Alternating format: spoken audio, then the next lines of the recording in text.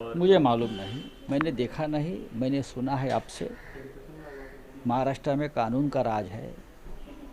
इस राज्य में कोई भी गैर कानूनी काम को बढ़ावा नहीं दिया जाता है।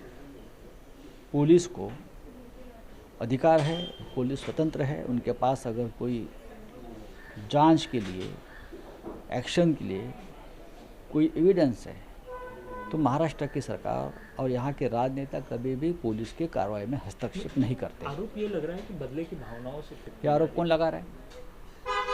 आप लगा रहे हो? कौन लगा रहा है? केंद्र के मंत्री कह रहे हैं। कौन केंद्र के मंत्री? प्रकाश जावड़ेकर कह रहे हैं। अच्छा, तो ऐसा केंद्र ने 6-7 साल में या उससे पहले की जो सरकारें थी इस प्रकार की कोई कार्रवाई नहीं की है।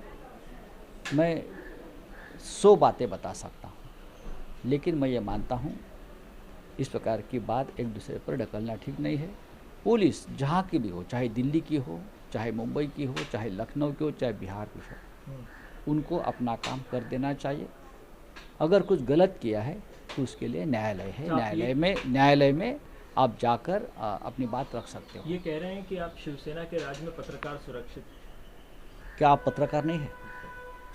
बिल्कुल। एक ही पत्रकार है इस देश में। एक ही व्यक्ति के ऊपर पत्रकारिता जिंदा है। मैं भी पत्रकार, मैं भी सरकार के खिलाफ बहुत लिखता हूँ, बोलता हूँ।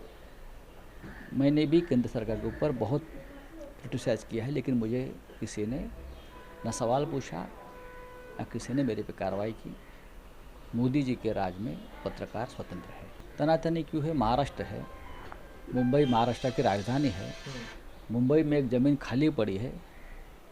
महाराष्ट्र में जिसे हम 7/12 बोलते हैं, तो रेवेन्यू का डॉक्यूमेंट्स होता है, उसमें ज़मीन का मालिक कौन है ये पता चलता है। उसमें तो महाराष्ट्र सरकार के नाम पर ज़मीन है।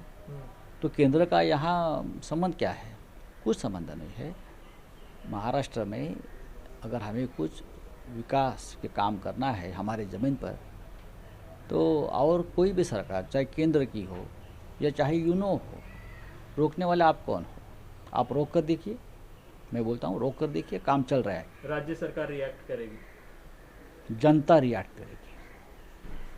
राज्य सरकार यानी जनता है, जनता रिएक्ट करेगी मुंबई की और महाराष्ट्र की। बिहार में जिस तरीके से चित्र निर्माण हो रहा है उसके लिए आपकी क्या सोच है?